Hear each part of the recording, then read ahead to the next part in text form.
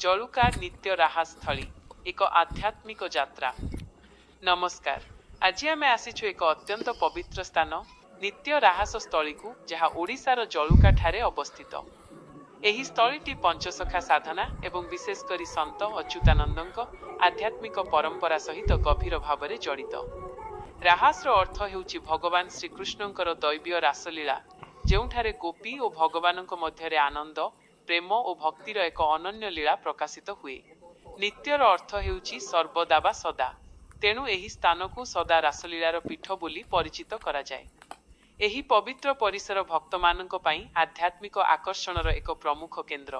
प्रतिवर्ष एठारे राहास पूर्णिमा अत्यंत उत्साह और धूमधाम रे पालन करा जाए।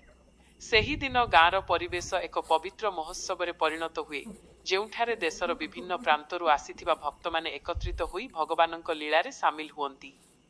भक्तमानଙ୍କର विश्वास अछि जे एठाकू आसी कीर्तन, ध्यान एवं प्रार्थना कले मनरे शांति, प्रेम एवं भगवानଙ୍କର निकटता मिलिथाए।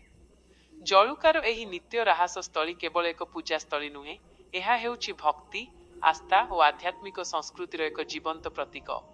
आपण माने जदि एठाकू आसिबे तेबे निश्चय एक अविस्मरणीय और शांतिपूर्ण अनुभव नहीं फेरिबे। धन्यवाद। एपरी आहुरी धार्मिक और ऐतिहासिक स्थलीर वीडियो पाई चैनल को सब्सक्राइब करंतु। जय श्री कृष्ण।